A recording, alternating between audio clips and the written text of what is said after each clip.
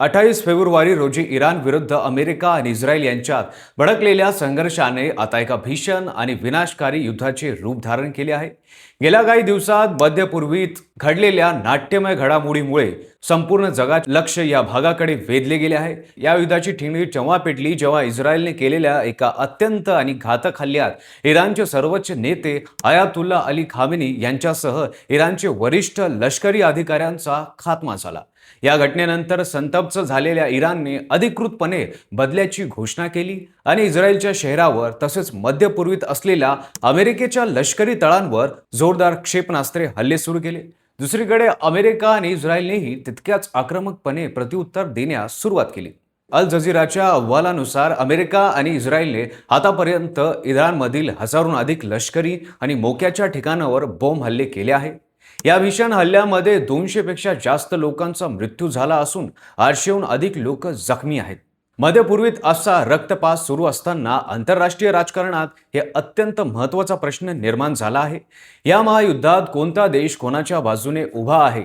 मध्यपूर्वेतील बहुतांश देश मुस्लिम असले तरी त्यांच्यातही राजकीय आणि सामाजिक स्वार्थासाठी दोन स्पष्ट गट पडलेले दिसतात। अमेरिका आणि इस्रायलची अभेद्य आघाडी। या युद्धात इस्रायल हा अमेरिकेचा सर्वात जवळचा आणि विश्वासू मित्र देश म्हणून आघाडीवर आहे। इस्रायलने अमेरिकेच्या भक्कम पाठिंबावरच इराण विरुद्ध ऑपरेशन रोइलिंग आयर्न नावाची लष्करी मोहीम उघडली आहे। आयातुल्ला अली खामेनी यांना शोधून मारण्यात इस्रायलची जगप्रसिद्ध गुप्तचर यंत्रणा मोसाद आणि अमेरिकेची गुप्तचर यंत्रणा CIA यांनी अत्यंत महत्त्वाची भूमिका बजावली आहे। मोसादाचे अनेक गुप्तहेर इराणमध्ये सक्रिय असल्याचे मानले जाते आणि CIAच्या मदतीने त्यांनी खामेनी यांच्या लपण्याच्या ठिकाणी अचूक माहिती मिळवली। इस्रायलच्या या कारवाईला उत्तर म्हणून इराणने आता तेल अवीव आणि हायफा यासारख्या इस्रायलच्या प्रमुख शहरांवर लक्ष केंद्रित करणं सुरू केलंय। या युद्धात UK, फ्रान्स आणि कॅनडा यासारख्या पश्चिमात्य देशही अमेरिकेच्या बाजूने खंबीरपणे उभे आहेत। आघाडी देशांची कोंडी आणि सौदी अरेबियाची भूमिका। मध्यपूर्वेतील मुसलमान देशाचा विचार केल्यास बहुतांश देश या संघर्षात थेट पडण्याऐवजी तटस्थ राहण्याचा प्रयत्न करत आहेत। मात्र त्यांच्या भौगोलिक स्थितीमुळे आणि तिथे असलेल्या अमेरिकन लष्करी तळांमुळे ते नाहक आणि युद्धात ओढले जात आहेत। संयुक्त अरब अमिराती, UAE, कतार, बहरीन आणि कुवेत यांच्यासारख्या देशांमध्ये अमेरिकेचे मोठे एअर बेसेस आहेत। UAE मध्ये अमेरिकेचा अल दाफ्रा एअर बेस असून तिथे सुमारे 5000 अमेरिकन सैनिक तैनात आहे। UAE अद्याप अमेरिकेला या तळावरून इराणवर हल्ला करण्याची अतिरिक्त परवानगी दिलेली आहे।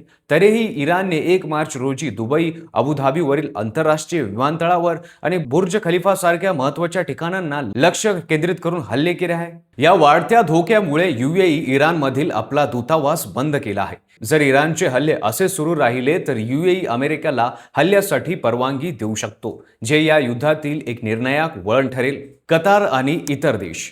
कतारमधील अल उदेद हा अमेरिकेचा मध्यपूर्वेत सर्वात मोठा लष्करी तळ आहे। बहरीनमध्ये नौदल तळ आणि कुवेतमध्येही अमेरिकेचे बेस आहेत। या देशांकडे इराणशी थेट युद्ध करण्याची ताकद नाही, पण संरक्षणासाठी त्यांना अमेरिकेवरच अवलंबून राहावे लागत आहे। Saudi Arabia. इस्रायल नंतर सौदी अरेबिया हा अमेरिकेचा या भागातील सर्वात मोठा मित्र आहे। सौदीचे क्राउन प्रिन्स मोहम्मद बिन सलमान यांनीच अमेरिकेला इराणवर कठोर कारवाई करण्याचा आग्रह धरल्याचे काही रिपोर्ट सांगतात। सौदीची राजधानी रियादजवळ अमेरिकेचा प्रिन्स सुलतान एअरबेस आहे, ज्यामुळे इराणच्या रडारवर सौदी अरेबियाचा देखील आहे। इराण या युद्धात एकटा पडलेला नाहीये। इराणने गेल्या अनेक वर्षांमध्ये पूर्वी एक्सेस ऑफ रेझिस्टन्स नावाची एक मजबूत साखळी तयार केली आहे। अनेक देशांमधील सशस्त्र घटना इराणच्या इशाऱ्यावर अमेरिका विरुद्ध युद्धात उतरले आहेत। लेबनॉनचे सरकार तटस्थ असले तरी तिथल्या हिजबुल्ला ही अत्यंत ताकदवर सशस्त्र संघटना इराणच्या बाजूने लढत आहे। खामेनी यांच्या मृत्यूनंतर हिजबुल्लाने इस्रायलच्या उत्तरेकडील भागात आणि हायफा शहराकडे रॉकेट हल्ल्याची झोड उठवली आहे। इस्रायल आणि लेबनॉनच्या सीमा लागून असल्याने हिजबुल्ला धोका इस्रायलसाठी अत्यंत गंभीर आहे। सौदी अरेबियाच्या शेजारी असलेल्या यमनमधील हुथी बंडखोर इराणचे खंदे समर्थक आहेत। हुथींचे नेते अब्दुल मलिक अल हुथी यांच्या आदेशानुसार त्यांनी समुद्रातील रेड सी आंतरराष्ट्रीय जहाजे आणि अमेरिका इस्रायलच्या युद्धनौकांवर हल्ले तीव्र केले। त्यांनी इस्रायलवर थेट ड्रोन आणि क्षेपणास्त्र हल्लेही सुरू केले आहेत। इराक हा शिया बहु देश आहे आणि तिथे इराणचा मोठा प्रभाव आहे।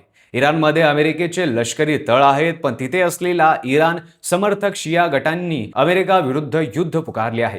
1 मार्च रोजी या गटांनी बगदादमधील अमेरिकन तळांवर जमीन आणि दूतावासवर हल्ल्याचा प्रयत्न केला.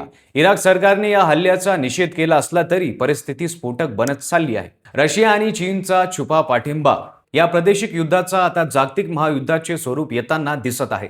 कारण जगातील 2 मोठे महासत्ता रशिया आणि चीन इराणच्या पाठीशी उभे आहेत. रशिया इराणला तांत्रिक आणि लष्करी मदत करत आहे. रशियाकडून इराणला रिअल टाइम सॅटेलाइट अपडेट आणि S-400 सारखी प्रगत एअर डिफेन्स सिस्टम पुरवत जात असल्याचे बोलत आहेत.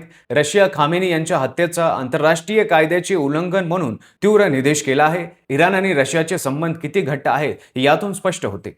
पश्चिमात्य देशांनी इराणकडे कठोर आर्थिक निर्बंध लादले असताना चीनने इराणला मोठा आर्थिक आधार दिला आहे. चीन आणि इराणमधील तेलाचा व्यापार मोठ्या प्रमाणात वाढला आहे. चीनमध्ये देखील या हत्येचा आणि इस्रायलच्या आक्रमक भूमिकेचा निषेध केला आहे. थोडक्यात सांगायचं झालं तर इराण, अमेरिका आणि इस्रायल यांच्यातील या संघर्षामुळे जगाची पुन्हा एकदा 2 मोठ्या गटात विभागणी झाली आहे. एका बाजूला अमेरिका, इस्रायल, युरोपियन देश आणि काही प्रमाणात आखाती देश आहेत, तर दुसऱ्या बाजूला इराण, त्यांच्या समर्थक संघटना हिजबुल्ला, हुती, रशिया आणि चीन यांची भक्कम आघाडी आहे.